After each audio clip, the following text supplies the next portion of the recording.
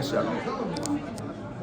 Mr. Merante, interesting meeting. Very much. Okay, I spoke with you earlier, and you were very forthcoming with me that you don't agree with this redistricting. Absolutely. Tell us why. Well, like again, may I turn around and show you? Yes, yes. Because as I was explaining to the other gentleman, is that what happened here is, I live here.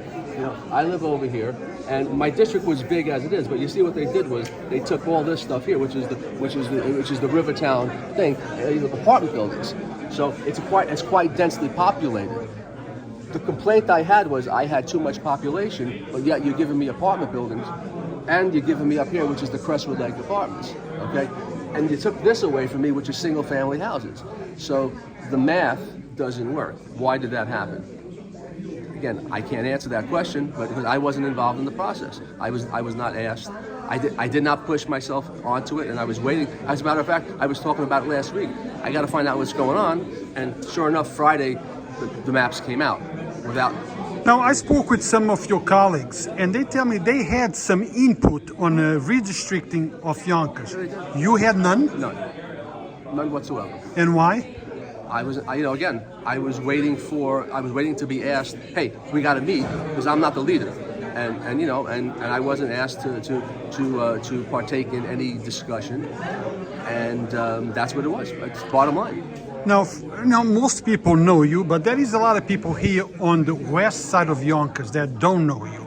So you are the councilman for which district, so they know? I am the council person from the 6th district. From the 6th. That's which side of Yonkers? That's the north? It covers the bulk of the northeast side. The northeast. Right. Now the west. This is mostly here. So this is really this is the 5th district. This is most of the 6th. And I was up here. I had this chunk up there. Now, Mr. Merante, you knew this was... And down here too. So, I'm all over. So you knew this was coming? Sure. Lots of these other councilmen are telling me that they had some input. Some saying they satisfied, that's the best they could come. Right. But have you asked whoever that was in charge why your input was not asked? Well, I did ask it yesterday, and we really didn't get no answers out of it. Right now, that was the bottom line. Is I'm not happy with how it turned out. But as I said to you, if in fact I get no say in the matter,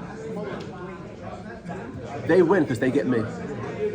Because I'll be a good council person for these folks. I'll be a good council person for these folks, and I'll win anytime, any place, because of the fact that it has nothing to do with where I live. It's how you do your job. So people will be, at the end of the day, people will be now happy on all sides. Exactly. With you as a council person. And the people up here already have spoken to me, and they said to me, "Well, you're our council person," and I said, "You have no. Listen, anytime you need anything, you call. I'll be there."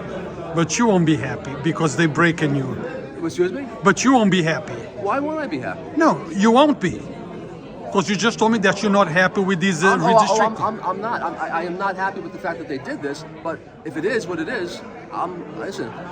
I go with the flow. Who did you speak with about this issue yesterday? Well, I had a brief conversation with my minority leader. With the majority leader? The minority. With the minority leader? Yeah, because he's the Republicans. And as I said, I asked the question. Do I have any say in this? I mean, I was never asked. I mean, understand something. I'm just like the public in this particular thing. I got the robocall. The map came out Friday afternoon, and they announced these meetings. I just found out on Friday. I had no idea this was happening. I mean, I knew it had to get done, and I was waiting for the shoe to drop, but it didn't happen. Now, we heard people speaking, and it seems that the biggest concern is, what is the rush? Okay, people in Yonkers feel that certain things of priority are rushed through. Do you feel that way, sir? I don't think it was actually totally intentional. As the council president said, the first consultant did come in September. We did approve that person. And again, just like a lot of things, it moved slow. And then all of a sudden what happened was he took a job.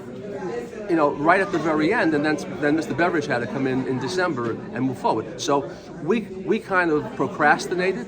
This could have been done earlier. I don't know if they would have still pushed it to the very end.